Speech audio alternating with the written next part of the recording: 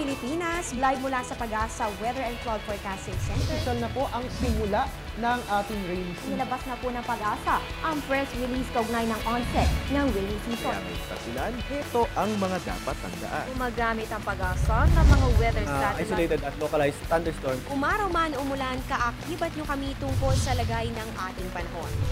Dahil sa Panahon TV, walang pinipiling panahon ang pagbibigay impormasyon. Ang programang ito ay hatid sa inyo ng Air 21. Sagot ko, padala mo!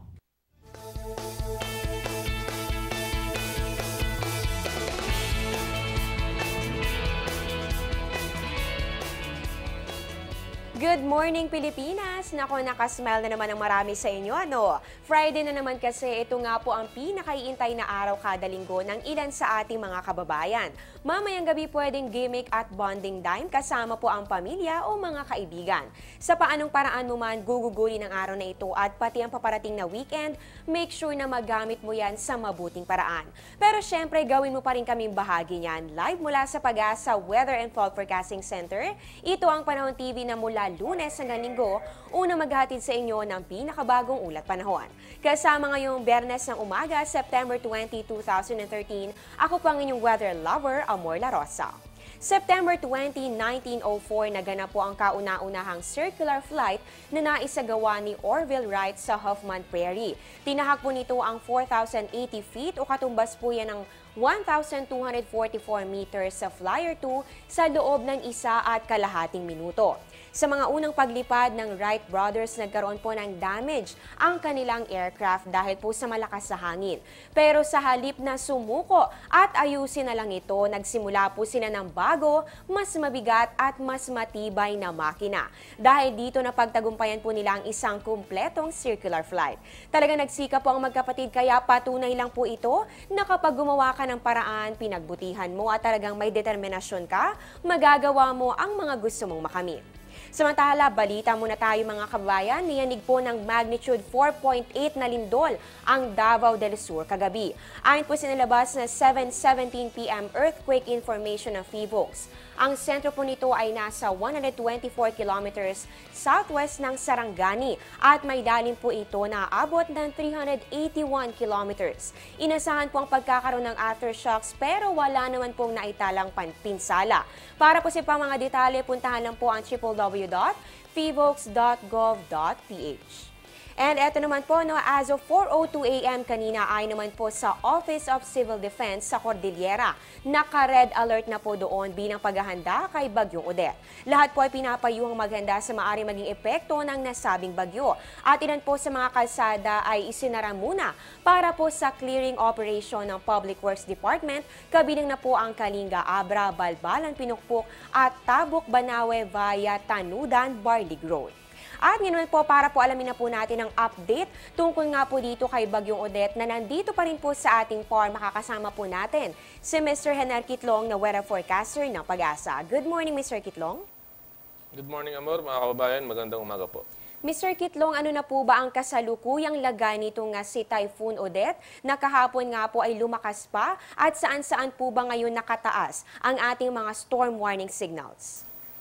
Well, sa ngayon po, as of 4 a.m., ang layo po ng bagyong si Odette ay nasa 410 kilometers silangan ng Apari, Cagayan. Taglay pa rin po nitong malakas na hangin na umaabot ng 175 km bawat oras at bugso ng hangin na umaabot ng 210 km bawat oras. Ito po ay patuloy na kumikilos silagang kanluran na may bilis na 15 km bawat oras. Kung hindi po magbabago itong bilis at galaw ng bagyong si Odette, inaasahan po na sa linggo ng umaga, makakalabas na po ito ng Philippine Area of Responsibility. Mr. Kitlong, meron pa po ba tayong itinaas sa mga storm warning signal? Nadagdagan po ba ito dahil kahapon po umabot na po tayo sa signal number 2? Ngayon po ba, tumaas pa po itong mga signals natin? Opo, sa ngayon po nakataas po ang public storm signal number 3 sa Batanes Group of Island. Samantalang ang signal number 2 ay nakataas naman sa probinsya ng Apayao, Cagayan, kasama po ang Calayan Group of Island. Ganon din po ang Babuyan Group of Island. Samantalang ang signal number 1 ay nakataas naman sa probinsya ng Ilocos Norte, Ilocos Sur, Mountain Province, Ifugao, Abra, Kalinga at Isabela.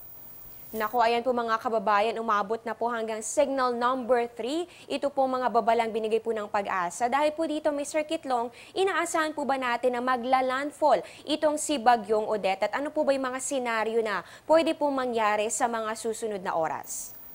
Opo, base po dito sa forecast track ng ating opisina, makikita po natin na ang kilos po ng bagyo ay hilagang kanluran at base po sa bilis at galaw nito, maaari po itong maglandfall dito po sa may Batanes Group of Island sa Sabado po yan ng umaga.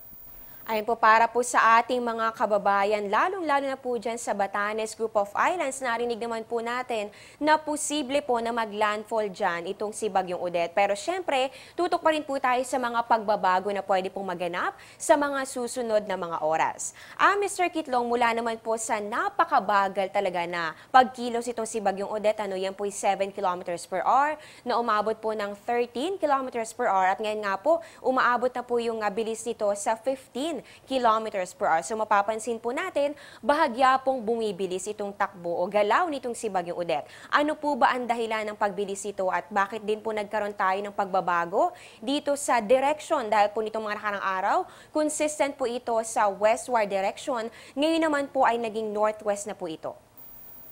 Opo, nagbago po yung bilis at galaw ng bagyong si Odette sa kadahilan ng yun pong tropical depression na narito po sa may Vietnam, nalusaw na po yun kahit wala na pong nakakaharang sa kanya at yun po, lalo po hong lumakas ang bagyong si Odette kahit kaya po niyang labanan itong high pressure area kahit nagbago po at naging hilagang kanluran po yung kanyang takbo. Naintindihan na po nating lahat yan at ano naman po ang inaasahan nating lagay ng panahon para sa araw na ito ng Biyernes?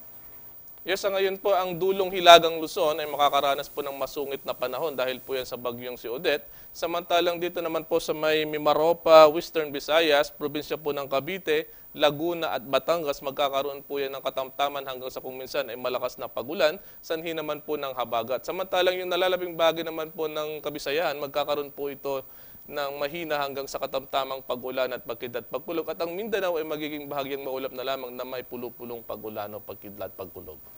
Ngayong alam na po natin na magigilagay na ating panahon sa araw na ito ng Biyernes, I'm sure marami rin po ang nagtatanong kung ano po bang inaasahan nating lagay ng panahon sa darating naman na weekend. So ano po bang inaasahan natin ngayong darating na Sabado at Linggo?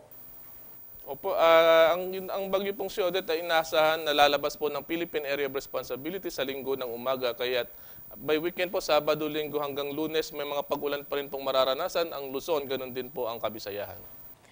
Alam na po natin kung ano po yung dapat nating paghandaan, kaya dapat po ay lagi po tayong may dalang panangga sa ulan at dapat lagi po tayong mag-monitor sa mga updates. Ayun, maraming salamat po, Mr. Kitlong, sa ibrahang impormasyon tungkol sa lagay ng ating panahon. Meron na lang po ba kayong mga reminders sa ating mga kababayan, lalong-lalo na po ngayon na umabot na po sa signal number 3 itong binigay ninyong babala?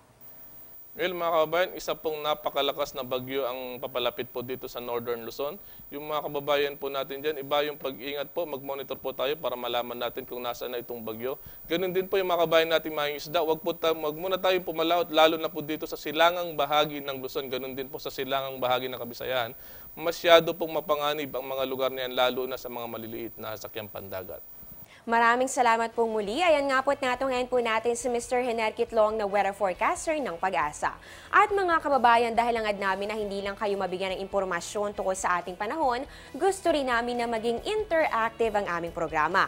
Dahil kayo mismo pwedeng magkaroon ng partisipasyon. Kaya tutok lamang mula alas 5 hanggang alas 5:30 ng umaga. Dahil sa huling segment ng aming programa, magkakaroon po kami ng question of the day at pag nasagot nyo yan, aba magkakamit kayo ng espesyal na regalo mula po sa Panahon TV. Huwag po kayong mag-alala dahil madali lang naman po ang tanong, basta't masubaybayan nyo lang ang buong episode ngayong umaga. Ang question at ang mechanics, yan po ang ibibigay ko sa inyo mamaya. Ngayon dumako naman po tayo sa sunrise at sa sunset. Sisikat po ang ating araw mamayang 5:45 a.m. at lulubog naman po yan 5:54 p.m. Ang moonrise naman po natin ay 4:54 p.m., moonset 4:17 a.m., illumination naman po ay 97% at magkakaroon naman po tayo ng pagbabago sa ating phase of the moon sa darating po yan na September 27. Time check muna tayo, Philippine Standard Time po natin ay 5:09 ng umaga. At para po sa ating tidal predictions, ang high tide po natin ay 10:38 a.m., yan po ay 1.0 0.01 meters at ang low tide naman po natin ay 3:46 ng umaga. Yan naman po ay 0.29 meters. Magbabalik pa po ang Panahon TV pagkatapos ng ilang mga paalala.